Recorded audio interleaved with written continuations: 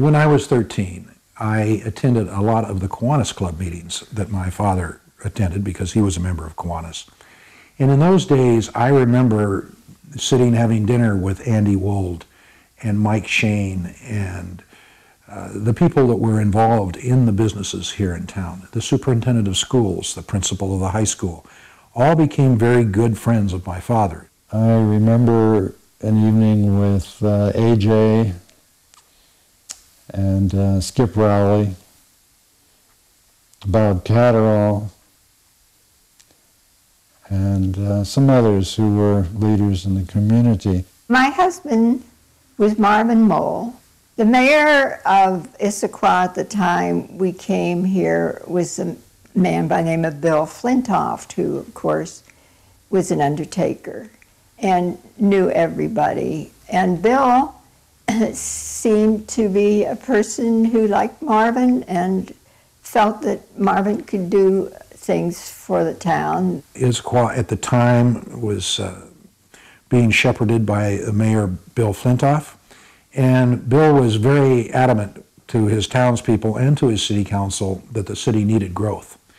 And there hadn't been a new home built in Issaquah in 20 years before my father arrived. And Issaquah was having difficulty paying its bills as far as the city was concerned, had very little income other than fees for water and sewer, and so it desperately needed some growth spurt, and Bill Flintoff looked at my father and said, "This is it." So that's how we got started here in Issaquah.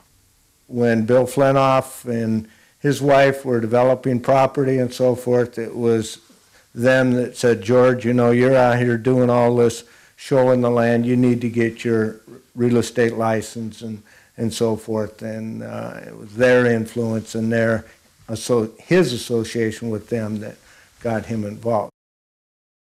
Marvin and Ingy Johnson, who was the part-time engineer for the city of Issaquah, used to talk about all of the infrastructure in Issaquah, how you extend the sewers, how you provide water, how you manage to get everything in place. Ingy Johnson was a short, wiry man, probably about 5'7", 5'8".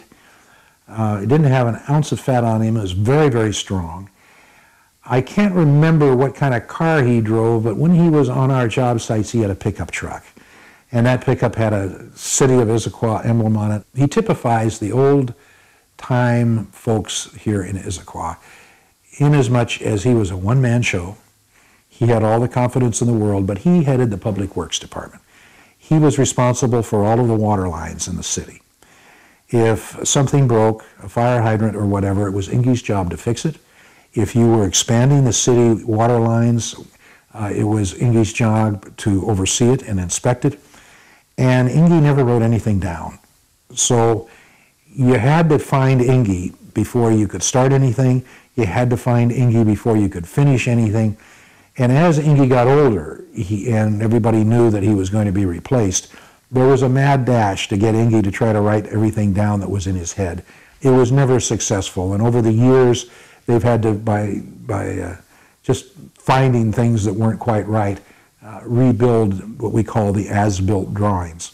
The street department, water department, utility department was Ingy Johnson. He was the man. Now, he had a guy or two that would work, you know, as laborers, but he was the man who ran the whole show. If Ingy wasn't there, we would not have known where those valves were. To the best of my knowledge, he was not married. He lived in a little house on Front Street South, and was a real character. You kind of had to catch Ingy before 3 or 4 o'clock in the afternoon because he loved his whiskey just as much as some of these other characters did. But he was a great man, and when he passed away, it was a real sad thing for this town. He represented this town. I remember Andy Wold very much. Andy was a real gentleman. He was a short guy. He dressed well. He always was prim and proper, and he loved this community, and he supported everything that he possibly could. Andy Wold was head of the library board at that time, and we needed some money for a book drop, and the clerk looked in a drawer to see if she had some loose change. It seemed to me that was about what it was. And I guess it was, life was so simple, we never really thought about the procedure. My father was known as Santa Claus of Issaquah. He did Santa Claus functions performing for about 67 years. Bill Bergsma said that he started being Santa Claus when he was in the 8th grade.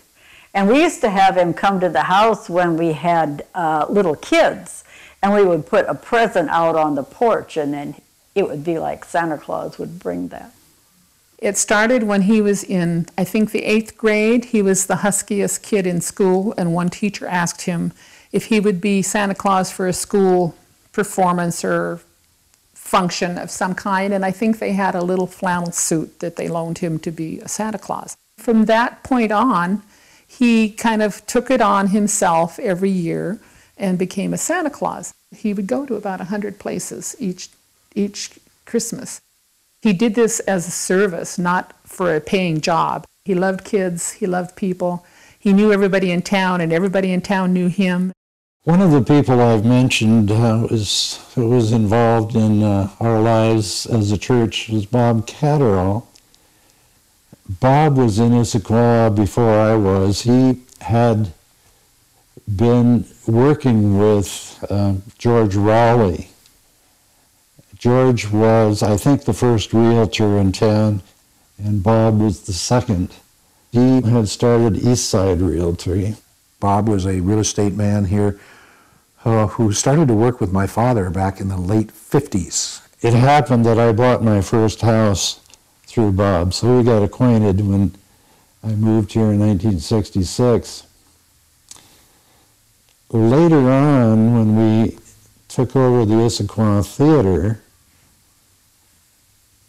Bob owned that building, and he rented the whole building to us for $125 a month.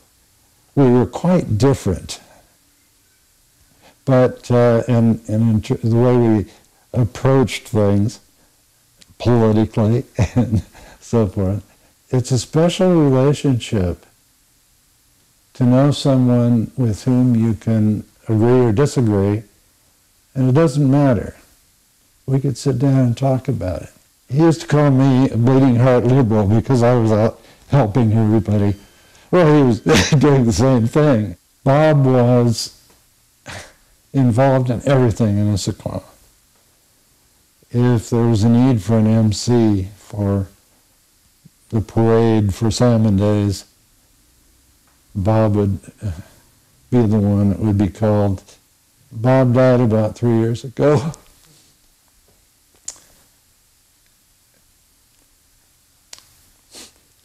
It's been a deep loss in my life.